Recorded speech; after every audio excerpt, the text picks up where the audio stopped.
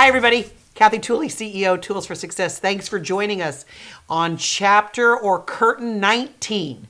We do not value our teachers. That is a sad statement that I have to say, but it's true. And I really want to, while it's a long chapter in my book, The Education System is Broken, it is really driven down to 5 points that I want to make today. The first one being this. There are people in our world that believe that because they pay taxes to a school district, i.e. teachers' salaries are paid through those taxes, that they, quote, have hired the teacher. Now let me make that point, because some of you I know didn't follow me. You said, what? Because many of you are thinking, what? So you know that we'll get into choice schools at a later date, but the way it always has been is your state, some of your property taxes go to your public schools, and a lot of that pays your teacher salaries. And I have literally had a parent say to me, at the end of the day, you do what I do. It's my taxes that pay your salary. Without it, you're not going to get it. If that's not the most devaluating statement, I'm not sure what is. And what I really want to say, let me say what every educator wants to say. Let me add the pittance you give. And you want to tell me how to run my job? The second thing that we do and say to teachers that it's just so, I can't even believe we say it. Listen, you get so much time off, I don't know what you're talking about. You know, you don't work all summer long. You don't work at spring break, and you get Christmas break, and you get Thanksgiving break off. First of all, I want you to do, I have an assignment for you. I want you to drive by any school over Christmas break or summer or past 6 o'clock of an evening, and I promise you'll see a car there. That's not the custodian working the middle shift. That's a teacher. That's a teacher. I promise you, on a random Sunday afternoon, I watch my daughter-in-law go into church, go to church, and after church she goes to breakfast with us, and then she goes to her school every single Sunday from 2 to 7 hours. More experience might buy her less time, but good, caring teachers will put in whatever time it takes. And that's only the ones you're seeing in the parking lot. As a parent myself, I put my children to bed and then graded papers for hours. Hours. And I know some of you are saying, that's your job. You're right, as you clocked out today. Because when you clocked out, your pay stopped. My grading my papers is just an expectation that I'm not being paid for. The third thing I want to address that we don't respect is pay. I've talked about this briefly in a couple of other YouTubes, but I really want to, I don't want to belabor the point, because I do believe there are some legislatures making some huge movements. I believe merit pay is helpful in some areas, but when you look that most teachers are starting teaching just under the poverty level or just slightly above, for someone with a 4-year degree, it's no wonder why they're not going in our field. Especially the sciences and the maths, they can do so much else, making so much more money. Not that they wouldn't be amazing educators, because they would be. But why would they pick a field that they're going to make pittance? They could work less hours. I remember I was probably 5 years into teaching, and I was shifting to a new curriculum. So, when you shift to a new curriculum, you spend a lot more time. All the quizzes had to be rewritten. A lot of the lessons had to be rewritten. Just a lot more time to put in. And I remember at the end of a week, I'd put in, 70, 75 hours. Which was high. That was a little high. I didn't do that every week, but to put in 55 to 60 was normal. And I remember one time, I should have never done it. Please, if you're a teacher, don't ever do it. It's the worst thing you could do. I totaled what I was making by an hour.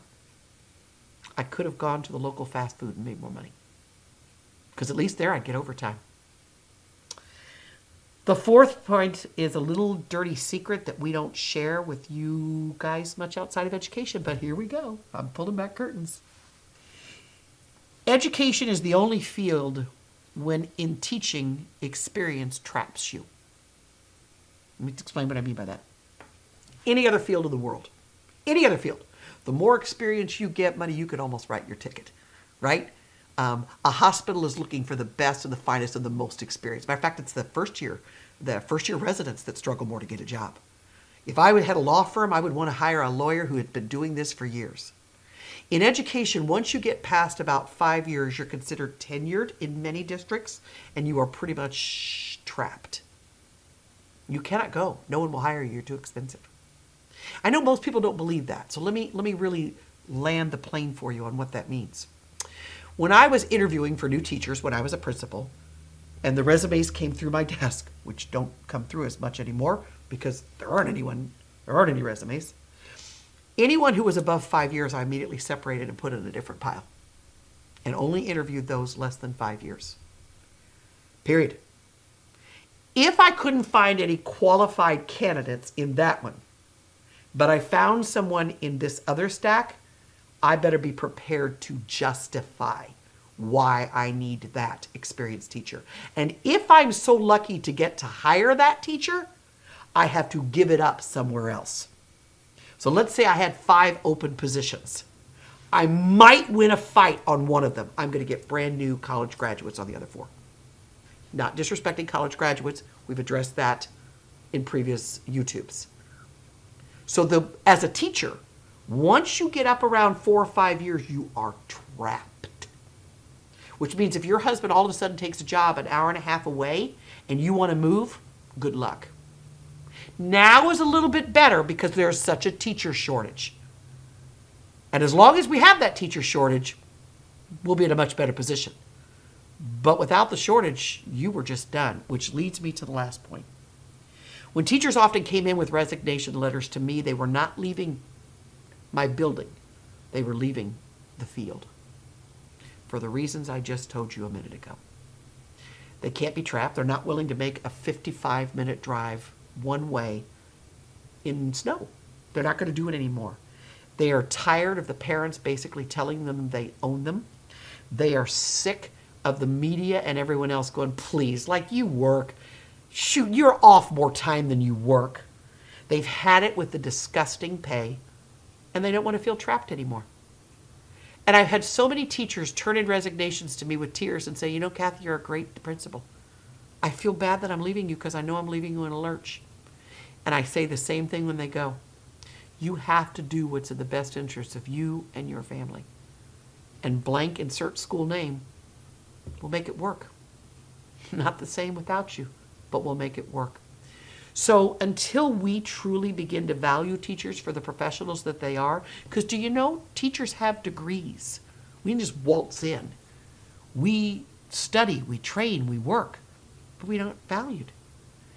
Would you want to remain at a job where every year as state test scores come out, you're just filleted? You're filleted at anyone else working a real job. I've had people say that to me. Well, Kath, you don't work a real job. Or, oh my gosh, it's Christmas break. That's right. Gosh forbid you work. Can you imagine if a school said, no, we're going to work all the way through Christmas. You get Christmas Eve or Christmas Day off. You think parents would accept that?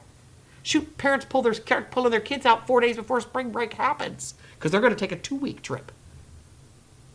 I just think until we start valuing education, and especially the incredible people like some of the ones watching this, guys, it's going to get ugly. It's going to get ugly. And I, for one, who have grandchildren not even starting through a system, want something better for them. My question is, do you? What do we do to value them? And what are we willing to do to value them? We all play a part in it. Thank you so much for listening to today's Curtain. Don't forget to subscribe. Don't forget to like. Don't forget to hit that little bell so you know when future videos are coming. We've got another 10 curtains probably to pull back. Don't forget to follow. And don't forget to share. I think that the other people could probably gain and benefit from this. If the book interests you, feel free to click on the link. And as always, thank you for what you do every single day. Have a fantastic day.